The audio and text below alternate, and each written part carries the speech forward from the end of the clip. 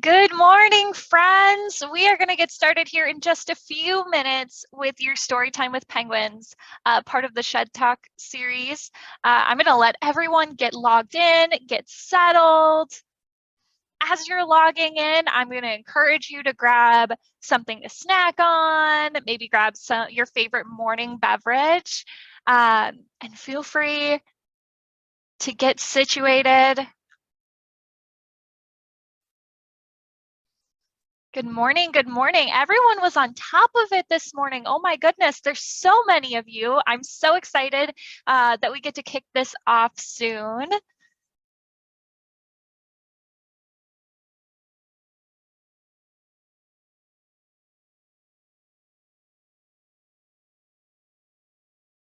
Those of you just joining us, welcome. Good morning. We're going to get started here in just a moment or so. So get situated, get comfy, grab your animals, grab your stuffed animals, and get comfy and get ready to have a story time with penguins this morning.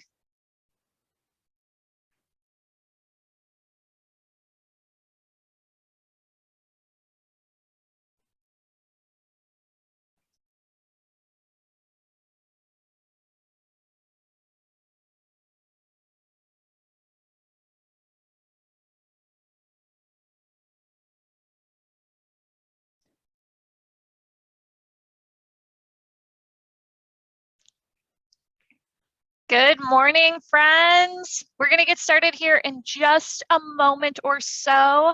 We're going to let just the last few people log in. So make sure you're all settled. Make sure you have your stuffed animals or your actual animals with you. We'll get started here in just a moment.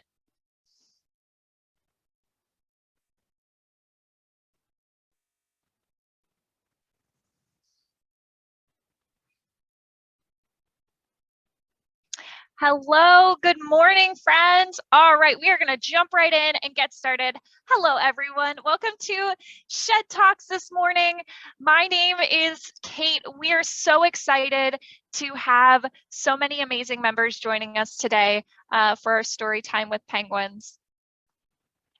I want to welcome you all today, and I'm going to give you just some technical stuff as we get started with so many of you joining us. I want to say welcome. My name is Kate. My pronouns are they and she, and you're going to be interacting with some really cool people today.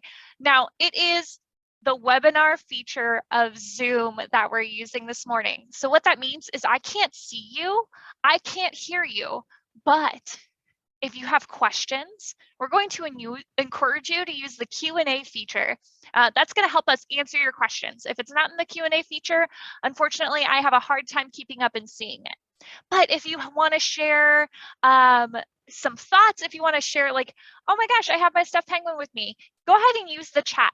Only those of us who are here at the aquarium are able to see the chat. So it's super private, super safe.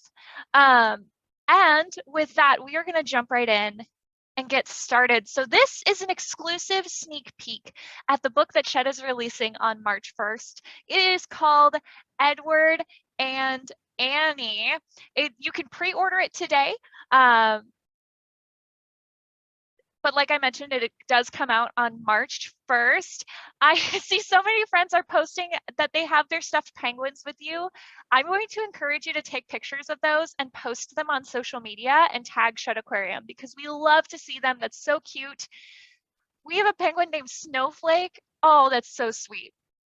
So here at Shed, we care for 2 types of penguins, but there are 18 types of penguins in the entire world. And all these types of penguins are found in nature in the southern hemisphere. So most of these penguins are going to be found from the areas of South America, Africa, Antarctica, but you'll never see them at the North Pole hanging out with the polar bears. Now, I mentioned we have 2 types of penguins, but we're going to be focusing on the smaller type of penguin that we have here at Shed Aquarium, the rockhopper penguin. So rockhopper penguins are going to be found on the southern coast of South America. And as you may have guessed by their name, they get their name from hopping around on rocks. They hop around, that's their main mode of transportation, especially in the wild. And that's how they're going to be able to climb those cliffs in their natural habitat. So I am going to pass it now over to my friend Amber, who is here at Shed Aquarium with guest of honor. Hey there, Amber, who is with you today? Hello, everybody. Today we have Annie and Edward here to meet everybody for the debut of their book. That is so exciting that they're here joining us today. Can you give us a little bit of background on Edward and Annie? How old are they? Were they born here? That kind of thing? Yeah, so Edward is older. He's 26 years old. He hatched here in 1996. And Annie is a little bit younger. She's 19. She hatched here in 2005. How And sweet. they grew up on exhibit. It's super stinking cute. I just want to point out the fact that they're both in your lap right now. That is so stinking cute. Can you share with us where or do they have any offspring? Who are their parents? Give us a little bit of background as to who they are. Yeah, so Edward is the offspring of Wellington, who you may or may not have heard of. He's one of our older rockhopper penguins who also likes to participate in those field trips that run around the aquarium. And then Annie's parents are Drake and Magdalena. Their parents are here in the aquarium as well. They have one offspring together. They've been nesting together off and on for the past at least 13 years. And they have Diego, which is one of their offspring who is in the habitat with them as well. One big family. Yeah, I'm laughing because Edward, I think it was Edward that just walked behind the leaf. Yeah. Amazing enrichment, this leaf right here. I was just going to say that. So you mentioned that it's one big community on exhibit. Can you explain kind of how the colony works, especially with rockhoppers? Yeah, so we have three very senior silver surfers, as I like to call them. They're in their 30s. I think they're going to be 34 this year. So they're definitely the older of our penguins. And then Edward and Annie would kind of be our middle-aged penguins, and then we have Diego, which is our youngest. Penguins don't have a hierarchy such as like a matriarch or a patriarch. It's very just territorial based, so they all kind of have their little areas in the habitat that is their nest or their home, and they tend to just protect that one area, but outside of that, they all get along as a community would. And then when they have chicks, once the chicks reach a certain age, it's the community that raises the chick. How cool.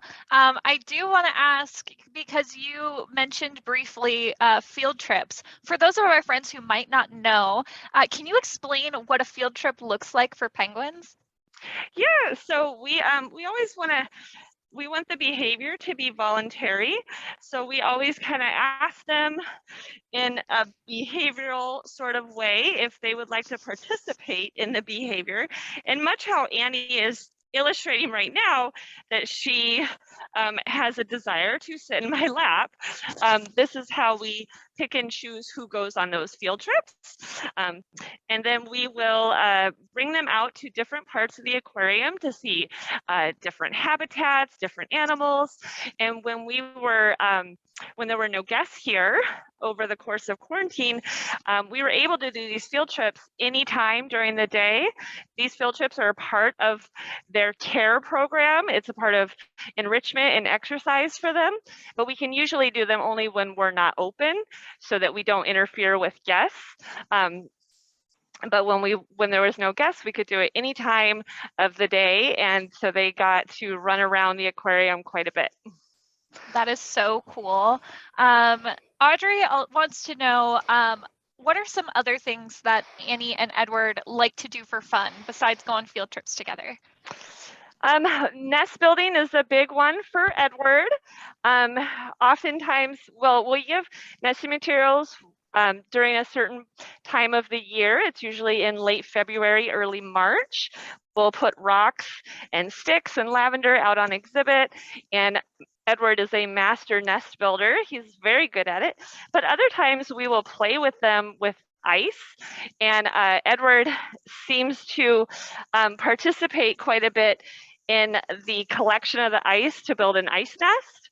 And so oftentimes I will sit and I will just dole out ice cubes to any of the rockhoppers that come over, and they'll build a nest with it, and then I'm sure they get very confused as to where did my ice nest go, because eventually it melts. But these guys will, they swim a few times a day. Edward and Annie usually will take showers in the morning when we turn on the waterfall enrichment. I see them hanging out with Diego from time to time, and then they nap, you know. I would love to nap every day. But we'll see all of the penguins kind of settle down in the late afternoon and take a nap. That is so sweet. I love that so much. Sophia wants to know, because we've been mentioning these penguins by name, how do we know who they are? That's an excellent question, because from observations, like if you just looked at a penguin, they might all look alike, but when you really work with them and observe them, they do look different. You can get to know them.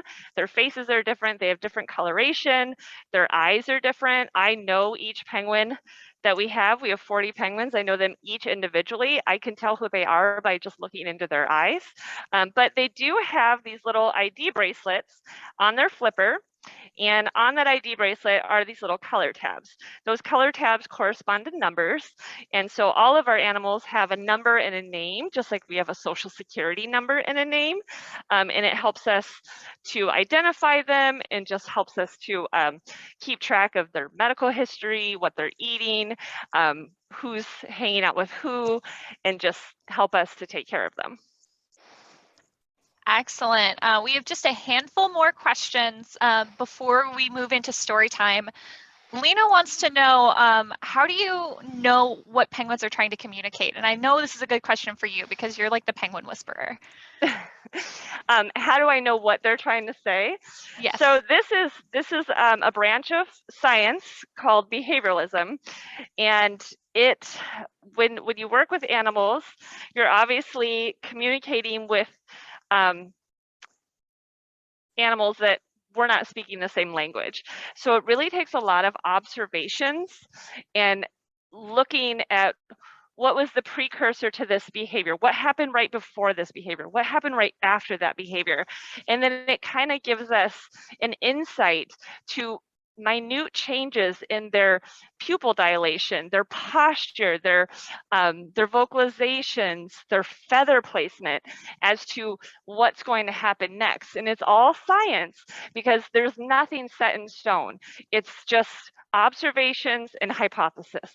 So by doing this, I've done this for 13 years, I definitely can glean into what the animal is trying to communicate with me. I'm not always right. And the same goes for them. They're learning to communicate with us based on our body posture, our vocalizations, our pupil dilation. All of this communication is taking place in a language that we've taught each other. How cool. That is one of my favorite answers. Last question before we move into story time. Erin wants to know, what do they feel like? You've been kind of petting them, touching them throughout this whole experience. So they're very dense. Their body is very strong, full of muscles. They use those muscles to swim through the water. basically fly through the water the way a flighted bird would use their flipper or their wings to fly through the air. So they have very strong muscles in their back, very strong muscles in their chest. So they're very dense, very compact. Their feathers are very silky, soft when they're soft and silky when they're dry, but then when they're wet, there's an oil that you can kind of see the sheen of that they preen through their feathers that gives them kind of the feel of a wet raincoat when they're wet. Excellent. Well, Amber, we are going to take a break from hanging out with Edward and Annie just for a minute. We'll be back to hang out with you for more questions. We have tons of questions from our guests, and we'll see you soon. Okay, excellent.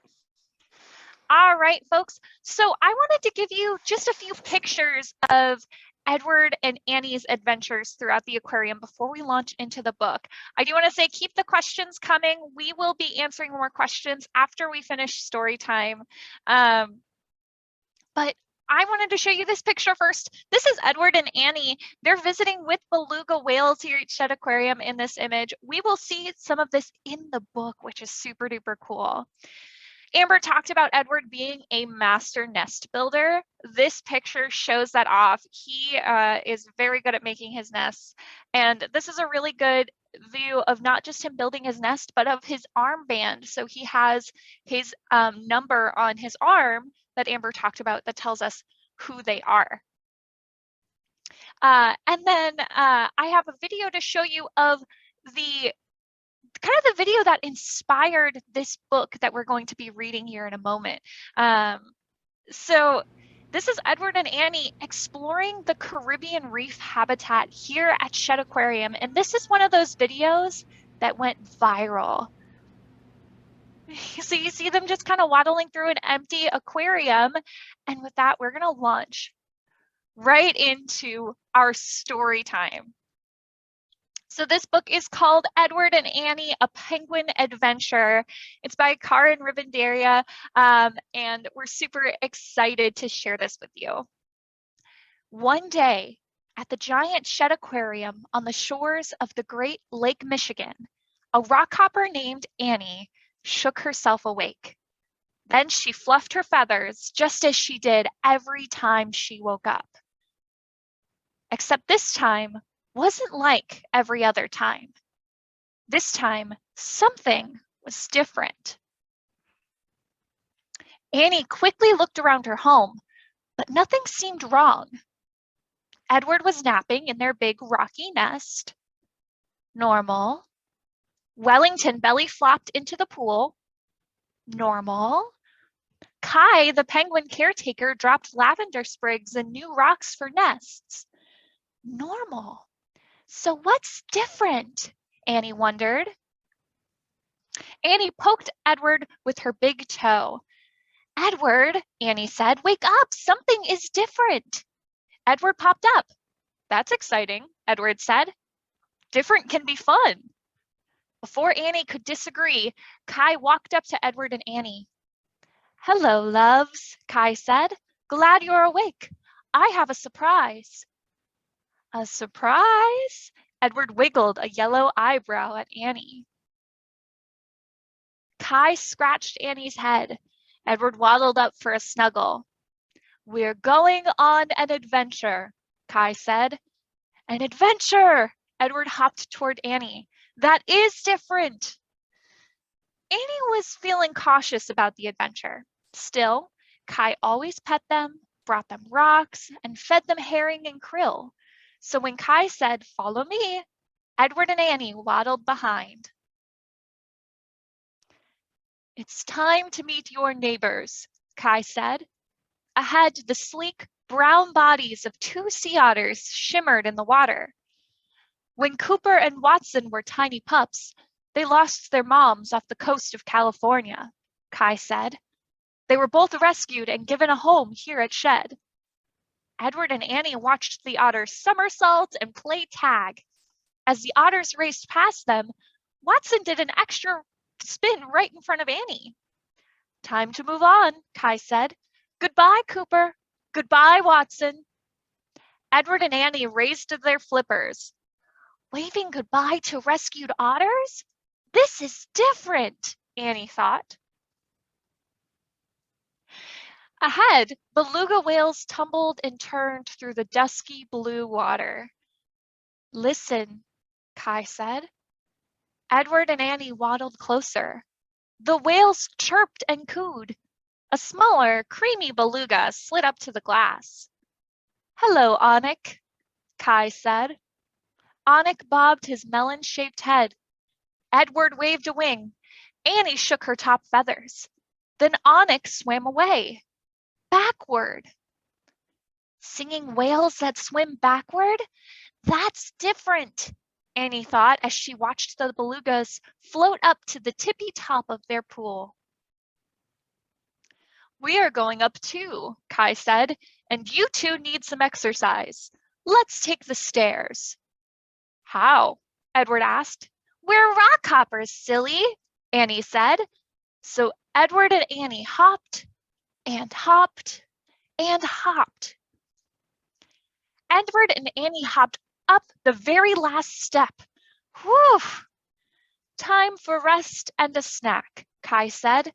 Kai plopped a tiny herring into Edward's beak and another into Annie's open mouth. Around them, blue lights sparkled. Angelfish, butterfly fish, cow-nosed rays, and bonnet-head sharks swam by. Here's Nickel. Kai pointed at a green sea turtle. A deep scar ran across her shell. She got hurt by a boat. Now she can't swim well enough to live in the Caribbean Sea, but she has a safe home here. Nickel swam in a little loop, waving one of her front flippers at them. Edward turned to share this good news with Annie, but she was gone. Oh no, that's different. Where did Annie go? Kai asked. Let's see if she's in the Amazon. Tree branches and vines stretched across the ceiling. Pools of glimmering green water lined the walls. Inside swam piranhas, tiger rays, and mata-mata turtles. Kai and Edward found Annie peering through the glass of one of the pools. Giant arapaima slid past. Their scales glinted silver and red. A person Annie didn't recognize lowered a pole into the water. The arapaima nosed at the end of the pole. Then the person tossed a piece of fish. The arapaima opened his mouth so fast that it made a loud pop as he snapped up the food. Their person makes mealtime fun too, Annie thought. Edward, Annie said, these fish are so fun to watch. Meeting all these animals from oceans and rivers and lakes is amazing. Maybe that's why people like visiting us, Edward said. Annie teetered on her webbed feet. That's it, she said. There are no people here. That's what's different. But what will happen without the visitors? One more stop, Kai said. Just then, elevator doors chimed. Edward and Annie hopped in after Kai. The elevator went down, down, down. Here we are, Kai said, at Wild Reef. Sunlight streaked through the deep blue water. Yellow and orange fins sparkled like confetti among sleek, gray fish that glided past. It's like we're at the bottom of the ocean, Annie said. Edward and Annie hopped toward the porcupine fish and sandbar sharks, clownfish and spotted wobbegongs. Suddenly, what looked like a flat shark floated out from the rocks. It's Lucy, the white-spotted guitarfish, Kai said. She stays close to the bottom of the ocean. Edward, Annie said in surprise, Lucy doesn't have a mouth. Just then, Lucy swam to the side and gave Edward and Annie a big smile. Lucy's mouth is on the underside of her body, said Kai. She picks up crab and clamshells from the ocean floor.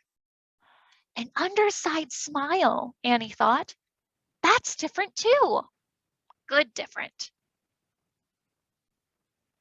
Our adventure is over for today, Kai said. I hope you enjoyed exploring.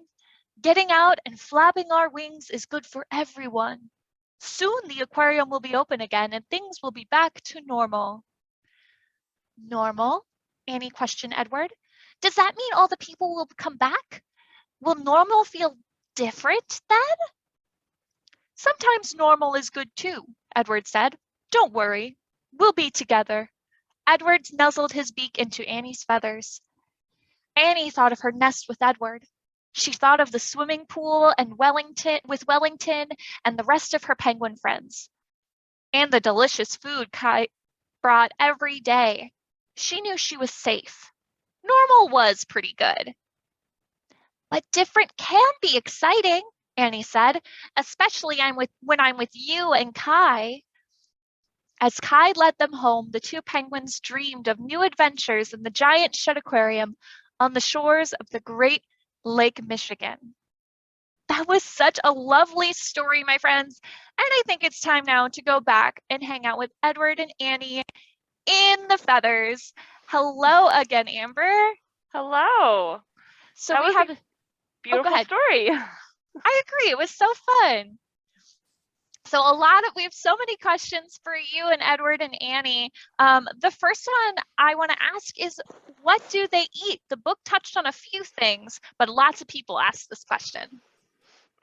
So rockhoppers, we feed our rockhoppers here at the Shed Aquarium two types of fish. We feed them smaller herring, which is an oily fish found in the North Atlantic or the North Pacific and Atlantic, and capelin, which is a type of smelt, also found in those regions. How cool. Another question that we got a lot of is, how many penguins live here at Shed? Yes, right now we have 40 penguins.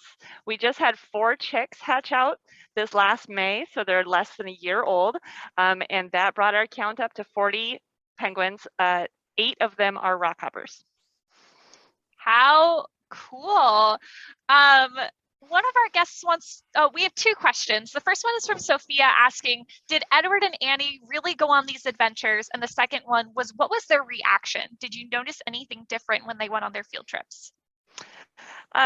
Great question, Sophia. It is not every day. It's not every day where you hear a storybook telling of a day of work. It was really cool to hear. They absolutely did go on these adventures. We would take Annie and Edward, along with other of our penguin family, up to the Caribbean Reef, the Amazon, down to Wild Reef. All of these animals that Edward and Annie met in the book, they have definitely met during these field trips, both during the time that people weren't here and during the closed hours when people are coming to the aquarium. Was their reaction different? I would say no, because when we take them out, there's no guess anyway. But I can tell you that the reaction from the fish were different. We go up to the aquarium from time to time when the public is here, and usually the fish just kind of do their thing. They're desensitized to the people. But during the time that there was no people in the aquarium, when we went up, the fish would swim over to us and follow us around. They definitely could tell that there was something different. The trainers discovered that if we sing to the octopus, she would come out. And so that was really reinforcing for our behavior of singing. So we ended up going up and singing to the octopus quite a bit. That was probably really good for her because she had just joined us at Shed at that point. Yeah, it was fun. A lot of friends are asking, what is the average lifespan of a penguin? So in their natural habitat, naturalists have estimated it to be in their mid to late teens. Things that decline their life expectancy are a lot of things that humans contribute to, such as pollution, habitat destruction, and loss of fish stocks. We always want to be very mindful of what we're putting in and taking out of the ocean, because it really does have an effect on the animals that live in the ocean. In human care, without those contributing factors, we can almost double their life expectancy. Like I said earlier, Edward is 26 years old. Wellington, Drake, and Magdalena are going to be 34 this year. And so we can maintain a high quality of life for them well into their senior years. That is so cool. Going from their life expectancy now to nest building, because we've talked about Edward being so good at it. A lot of our friends want to know who builds the nests in a penguin partnership. So from my observations, I would say primarily it is the male that builds the nest. I have seen females every now and again bring some nesting materials over. We do have Olivia and Dolores, which is a female-female couple, and they do build their nest, so it's not specifically to the gender of males, but typically it is the males that will collect the rocks and the sticks and build the nest. Cool. A lot of people want to know, why do we use lavender if it's not natural to their habitat? So lavender has a lot of antibacterial properties and antifungal properties. So it's a great nesting material, because it kind of reduces any sort of bacterial growth or fungal growth in the nest. And then it's a natural substrate that they can use to build their nest. And they do tend to go for the lavender first. That is usually the prime nesting material. A lot of people want to know, how many chicks can they have at a time, and how do they take care of their chicks? So rockhopper penguins will just raise one chick at a time. And I'm sorry, how do they raise their chicks? Yes. Yes.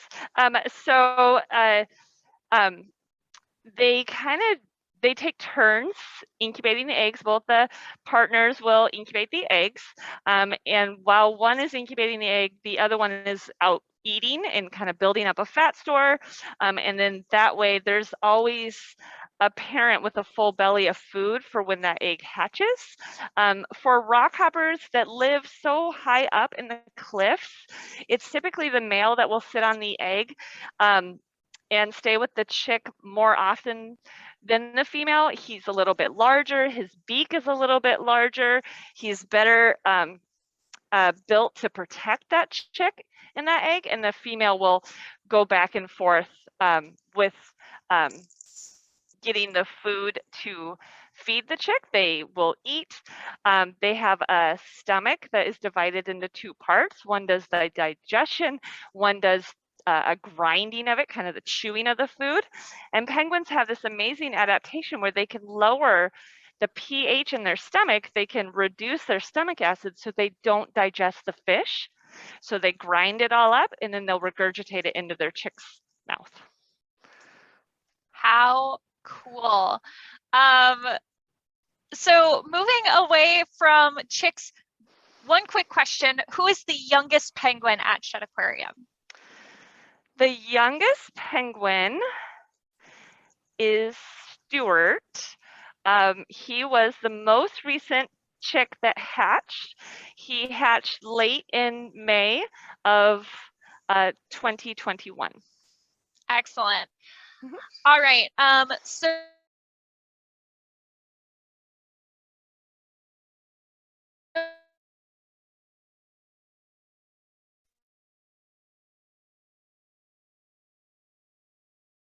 when are the penguins active in their habitat? March is a great time. This is kind of mid-nesting season, so you'll see a lot of that nest building that I'm talking about. You'll see chicks or penguins laying on their eggs. The younger penguins in our penguin family do a lot of swimming, playing with toys at this time, and then you see that that breeding behavior and nest building behavior and chick raising behavior from the older birds in the colony. Cool. Can you explain how penguins are able to swim so fast? Yeah, this is one of my favorite information about penguins. So if you can see Eddie and Annie's body shape, it looks very much like a little bullet with wings. They have the most hydrodynamic body shape of any animal in the ocean. They can swim incredibly fast. They can turn on a dime, and this is how they evade. They get away from those predators that could be hunting them. And it also makes them extremely agile to catch their prey in the ocean. So they use their flippers the same way a flighted bird uses their wings, with the motion is the same of flapping your wings to get air, to get lift, but they just do it in the water. Their feet just go behind them as little rudders, and then their head steers the ship. They will they can swim up to about 20 miles per hour, and that's for rockhoppers and Magellanic penguins. There are penguins, the fastest penguins are Gentoo penguins that can swim faster than 20 miles an hour. That is way faster than the Olympic gold medalist swimmer. How cool. One second. We have so many questions. How do they stay warm? So their feathers do an excellent job of that. So these guys, penguins inhabit all over the southern hemisphere. So there's penguins that live on the equator of Galapagos Islands. And then there's the Adelie and the emperor penguins that live year round on Antarctica, which is a very cold area. They have, depending on where they live, penguins will have a thin blubber layer, just like sea lions, seals, and whales. And then their feathers really do the bulk of the insulation. They lay down like shingles on a roof, and they keep a layer of trapped air close to their body. So if you ever go outside in the winter, which I'm sure we've all done recently, we've put on a down jacket. Well, that's basically what they're wearing. They're wearing a down jacket. Underneath these feathers on their body, they have downy, like little downy feathers that help keep that air trapped close to their body. Their body temperature is about 100 degrees. And then when they go swimming, because of all that oil in their feathers, they're completely waterproof. They don't get wet when they go in the water, and that's how they maintain that body heat in the water.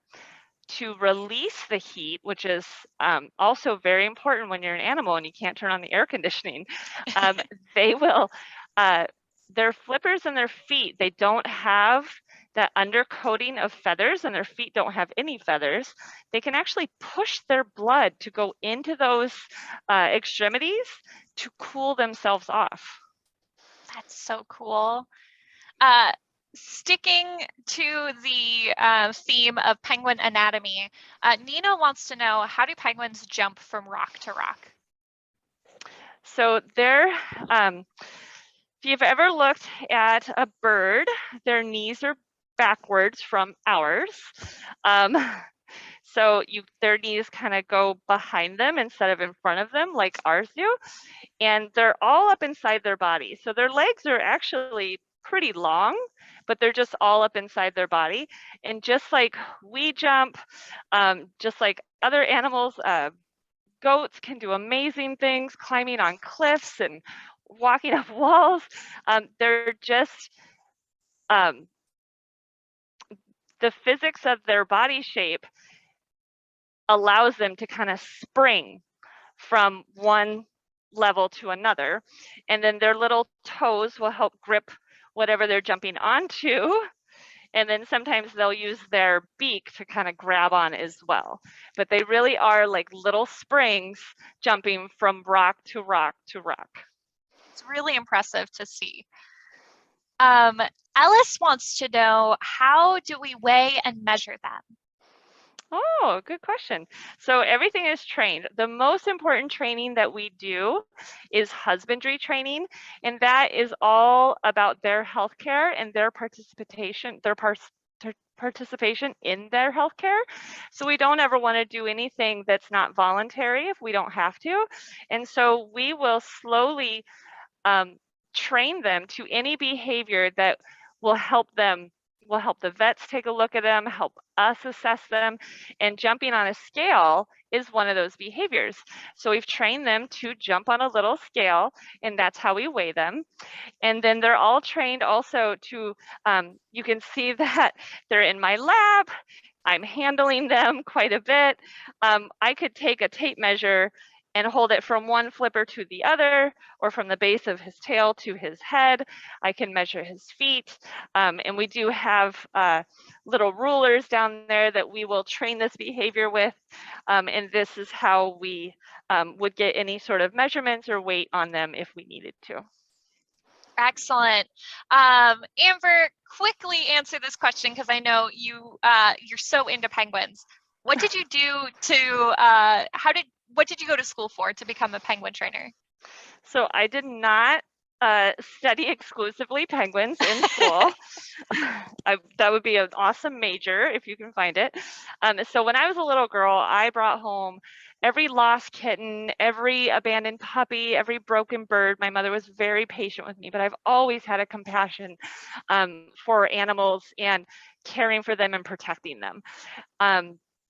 And so I went to school for zoology, knowing that at some point in my life, I wanted to work with animals. I started volunteering here 15 years ago, and I saw the relationship that the trainers had with the animals. I saw the training and the communication that was taking place, the trust in that relationship, and I realized that that is really what I wanted. So I started working here. I had some psychology, some training background, but most of it was anatomy, physiology, life history, knowledge of all animals. And then I started working with the sea lions and the penguins, and I got to know, I studied their life history more in depth, and then I got to know the birds. And then one of the first things I did was raise 5 Magellanic chicks from the egg, which was a great experience. They learned about humans as I was learning about penguins. Cool. Lena wants to know, do you think Edward and Annie are best friends? I'd say they're really close. Yeah, I definitely would say if their relationship in comparison to the other penguins out in the colony, they would be best friends. But I'm using big quotation marks with that one. Yeah, the way I see it is if they're hanging out in your lab together, that means they have a decent relationship. And we often find them together. Mm-hmm. Edward will follow Annie around and vice versa. Edward will be in his nest and he'll vocalize, and she'll come, she'll jump up the rocks to meet him, and then they'll vocalize together. And all of these behaviors tell me that their interactions with each other is positive, and it is something that they seek out on a regular basis. Cool. All right, we have time for just like 2 more questions maybe. We have not just rockhopper penguins here at Shed, but most of our population is actually Magellanic penguins. Was there any differences you noticed between the rockhoppers and the Magellanics when they went on field trips? I think the only real, the rockhoppers are definitely better at stairs. Mm-hmm. They definitely have those down. One thing that I've noticed with the rockhoppers in comparison to the Magellanics, that if there is any sort of substrate change in the flooring, so if it goes from tile to carpet or different colors of tile, or any sort of difference in the flooring, the hoppers will hop over it, where the Magellanics will just walk. Other than that, they all seem very interested in what was around them. They all followed one another around. They all seem very curious to be in different areas of the aquarium and looking at the animals. Their interests seem to be about the same, but the mobility is definitely different. They're different species of penguins, so they do get around a little bit differently.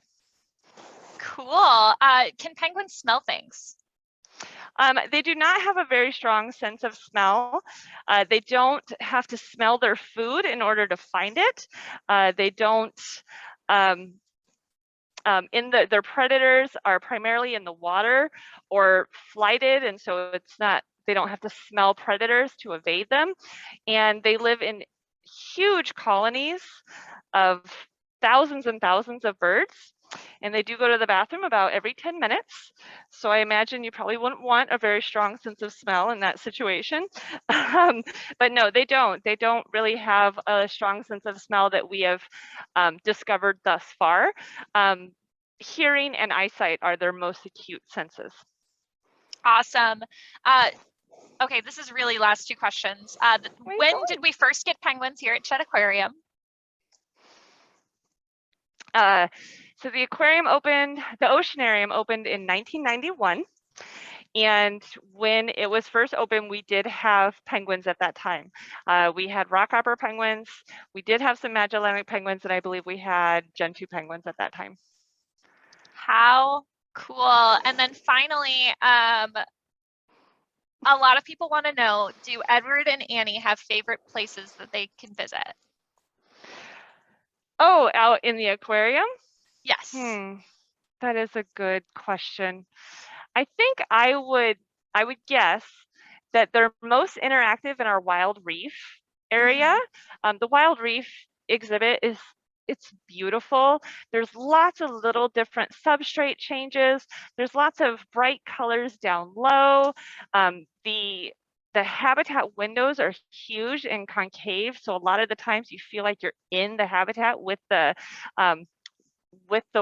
aquatic life, and they seem to, I don't know, maybe I could be biased. It could just be that I dig that habitat, and so I'm just putting that on them that they dig it.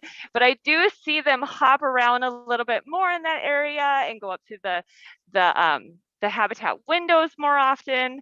So that's a guess. Cool. Is that the one? You guys like wild reef the best? They're just hanging out behind the dark space. Yeah, this leaf is actually their favorite place to go so far.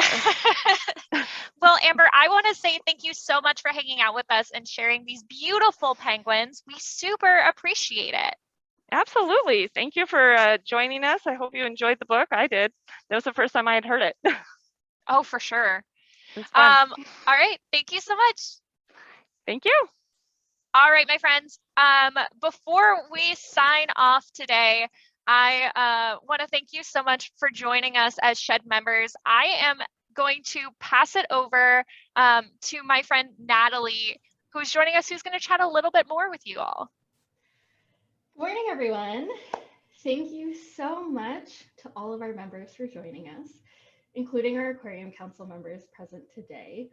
We are so grateful for your support that enables animals like Edward and Annie to thrive at Shed.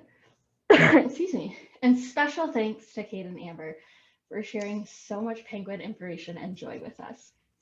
So as we look towards our 100th anniversary in 2030, we're embarking on an audacious, energizing, and urgent undertaking, a transformational centennial commitment that accelerates access and connection to nature for all. Please join us at next month's Shed Talks to learn more about how our commitment will amplify ways to care, conserve, and act to ensure an equitable, sustainable, and thriving future for people in aquatic life. In the meantime, we are going to drop a link in the chat so you can read more about our centennial commitment. See you then, and thanks again for spending your morning with Edward, Annie, and Shed Aquarium. Have a great Saturday and weekend. Thanks, everyone. Thank you, Natalie. And again, I want to thank everyone so much for joining us here for our Shed Talks. If you want to pre-order the book, you're welcome to do that on Amazon, through Shed Aquarium's website, through your favorite bookstores. And that book gets released on March 1st. So make sure you get that book soon. Thank you so much, everyone. Have a wonderful rest of your morning. And we hope to see you in person at Shed Aquarium soon. Thank you.